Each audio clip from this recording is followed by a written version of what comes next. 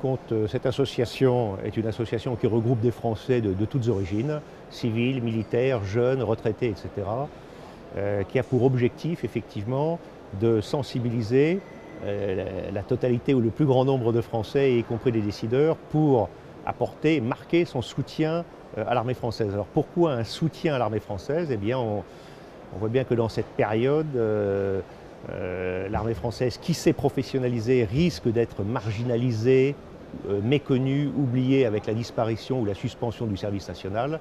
Et il s'agit pour l'ASAF de contribuer à remettre cette armée de professionnels qui est toujours l'expression de la nation, au cœur, au centre de la nation, car en plus, dans notre pays, une armée démocratique, c'est un élément central de l'identité de la nation.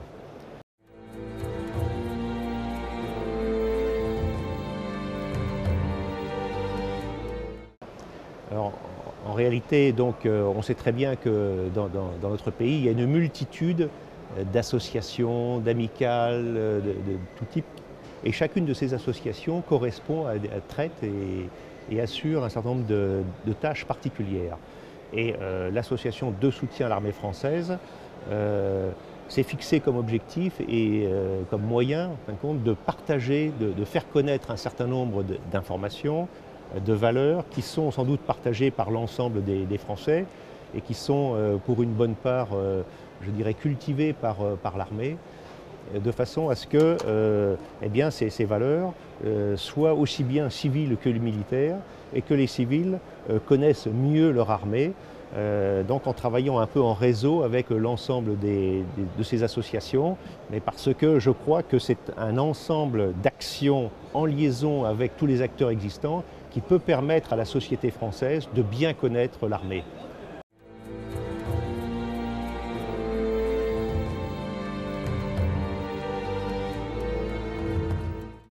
En réalité, le budget de la défense a été divisé par deux, c'est-à-dire réduit de moitié en 30 ans. C'est-à-dire que depuis 30 ans, il y a une réduction, réforme sur réforme, réorganisation sur réorganisation, qui s'est accentuée avec la professionnalisation. Et donc aujourd'hui, les armées, c'est moins de 250 000 hommes, il faut le savoir, moins de 250 000 hommes, et l'armée de terre fait moins de 100 000 hommes. Bon. Donc c'est historiquement bas, on n'a jamais connu un niveau aussi bas. Et les dernières opérations qui ont été menées montrent qu'on a des domaines de compétences qu'on a perdus, où on n'a plus les capacités dans un certain nombre de domaines. L'ensemble, on a une cohérence à peu près assurée, sauf qu'aujourd'hui, maintenant, dans un certain nombre de domaines, eh bien, on a des trous capacitaires, c'est-à-dire qu'on ne sait plus faire. Et la position de l'ASAF, c'est de dire les efforts financiers ont été considérables depuis 30 ans. Si on continue ce processus, dans 10 ans, on n'aura plus d'armée parce qu'une armée, elle se construit aujourd'hui pour dans 10 ou 15 ans.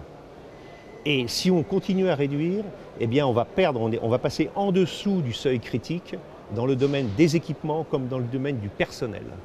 Et donc à ce moment-là, on aura une vraie incapacité à agir seul et une perte d'indépendance pour notre pays. La construction d'une Europe de la défense est bien sûr un objectif à terme, mais l'Europe de la défense ne se fera qu'avec des pays qui ont une défense minimale, c'est-à-dire une défense suffisamment forte.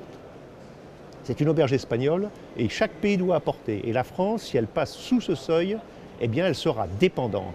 Elle perdra sa capacité d'action autonome.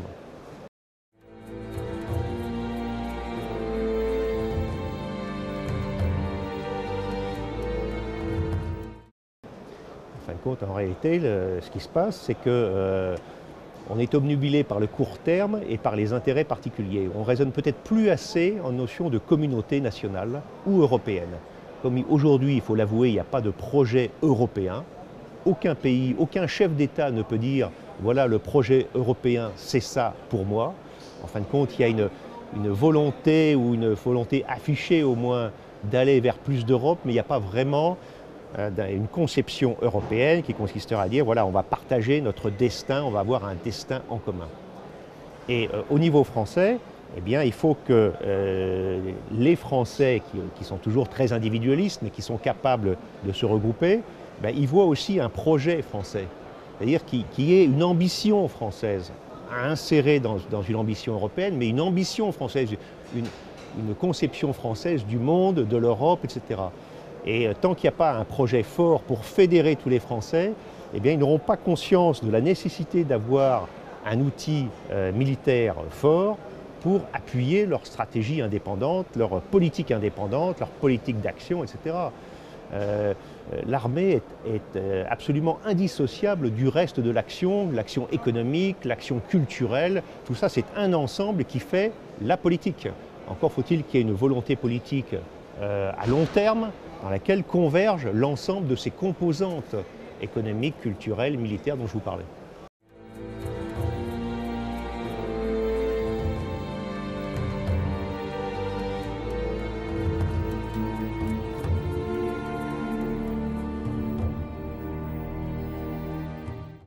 Alors moi, ce que je crois, franchement, c'est que les dirigeants, plus que l'élite, l'élite pour moi, ce n'est pas forcément ce qu'il y a de plus haut, c'est ce qu'il y a de meilleur.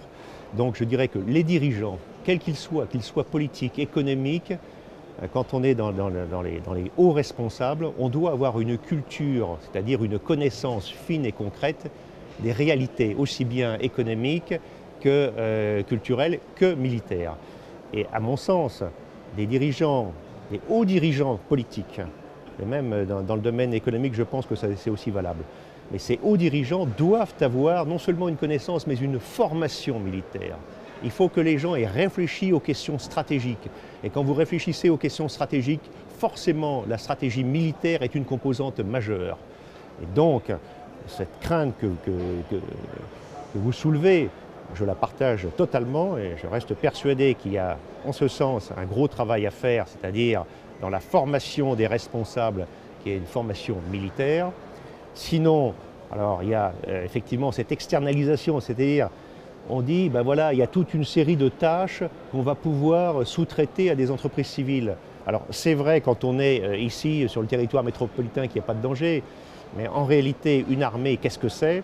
C'est un outil qui est capable d'agir seul, loin de ses bases, dans tous les domaines. Et donc il faut qu'il y ait une grande capacité d'action autonome. Et l'autonomie, eh bien, ça passe par des gens toujours disponibles parce que vous ne pouvez pas projeter des gens s'il n'y a pas la logistique derrière, s'il n'y a pas les munitions avec, s'il n'y a pas les réparations avec. Et donc on voit bien que tout ça, c'est un ensemble parfaitement cohérent et homogène qui doit être disponible H24 si on veut vraiment avoir une armée capable d'agir à tout moment selon les ordres du politique, c'est-à-dire de l'expression de la volonté nationale.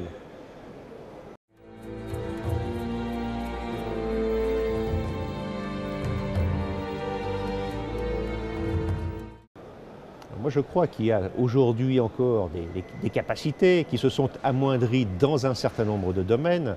Par exemple, en termes de capacité de transport aérien, aujourd'hui, on a une capacité de projection de force inférieure à ce qu'elle était il y a 20 ans ou 30 ans. Pourquoi? Parce que le matériel a vieilli, n'a pas encore été remplacé par les A400M, qui devraient arriver normalement en 2013 pour le premier exemplaire. Au niveau des hélicoptères, même si on a de très bons hélicoptères qualitativement, on a des capacités d'hélicoptères de manœuvre aujourd'hui très inférieures à ce qu'elles étaient il y a 20 ans. Et quand je dis très inférieures, c'est-à-dire en capacité de transport, d'hélitransport ou d'aérotransport pour l'hélicoptère aérien, mais également comme le matériel coûte, il faut le dire, de plus en plus cher, hein, parce qu'il est de plus en plus élaboré. Donc il y a moins d'entraînement assuré conjointement entre les hélicoptères, l'infanterie, les blindés, etc.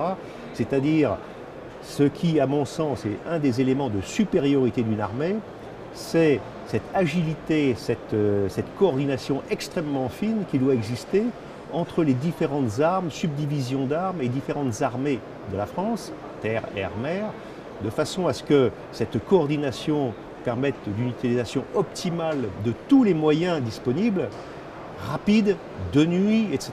Et ça s'obtient par un travail extrêmement long, extrêmement progressif, où il y a une très grande confiance qui existe entre le pilote d'hélicoptère, le tireur en bas, l'artilleur, etc. Et avec la réduction du budget, c'est non seulement des coupes, c'est non seulement en termes d'effectifs, c'est non seulement une réduction des moyens, mais c'est aussi et peut-être surtout une réduction des capacités d'entraînement, et donc, quand on fait le bilan, c'est une chute libre des capacités. Voilà pourquoi je parle de seuil critique, les physiciens parleraient de masse critique. Si vous voulez, à partir d'un certain moment, si vous réduisez trop la base, ça s'effondre. Si vous voulez avoir des experts de très haut niveau dans un certain nombre de spécialités qui créent la différence dans certaines opérations, eh bien vous devez avoir une base pour recruter ces éléments d'élite. Les gendarmes dans le GIGN, ils ont 100 000 gendarmes, ils ont 300 gars du GIGN. Donc on voit bien que c'est une pyramide et c'est comme ça que c'est défini une élite. Si vous réduisez la base, vous irez moins haut.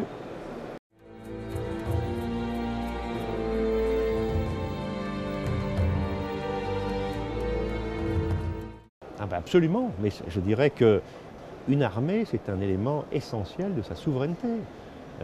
Si on n'est pas capable, moi j'ai entendu des responsables militaires étrangers d'un pays très voisin de la France disant on a sous-traité notre défense à l'OTAN. C'est-à-dire, ne nous trompons pas, aux États-Unis. Quand un pays, pourtant qui est un pays peuplé, qui dit j'ai sous-traité ma défense à l'OTAN, c'est-à-dire qu'il refuse d'assumer son indépendance, son existence même. C'est-à-dire c'est une nation qui n'existe plus. Soit on a la volonté d'exister, on croit qu'on a quelque chose à dire au monde, on a quelque chose, on doit assumer quand même, on a 15 siècles d'histoire, notre pays a 15 siècles d'histoire, on a 15 milliards de morts sous nos pieds, on est le pays où il y a le plus de morts sous chacun des pieds des vivants. Donc on a une histoire, on a un passé, on n'a pas de repentance à faire, on a à connaître notre histoire et on a à bâtir un avenir, on a à avoir des projets, une ambition qui n'est pas une ambition de conquête, mais une ambition qui permette aux jeunes et à cette diversité française de converger vers des objectifs. C'est ça qu'il faut offrir à nos enfants, à nos petits-enfants, et c'est ça qui est de la responsabilité des dirigeants, et s'ils l'assument, ils sont une élite.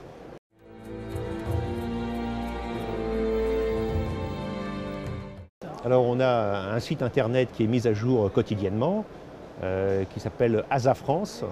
Donc il suffit de taper ASAF ou ASAFrance sur Google et vous avez le site, qui est fréquenté par 50 000 personnes par mois. On édite tous les trimestres un bulletin, donc qui est tiré à 10 000 exemplaires, d'une soixantaine de pages, avec des articles assez brefs, beaucoup de libres opinions, c'est-à-dire de gens, des civils et des militaires, qui s'expriment sur des sujets d'intérêt militaire. C'est non polémique, mais pas de langue de bois. On parle très directement. Et on parle très directement d'abord parce qu'on croit à la vérité, on croit à des choses vraies et fortes, et puis on peut se permettre parce qu'on ne sollicite aucune subvention de l'État. Nos seules ressources financières, ce sont les adhésions des adhérents, puisqu'on a 2500 adhérents, dont 500 associations.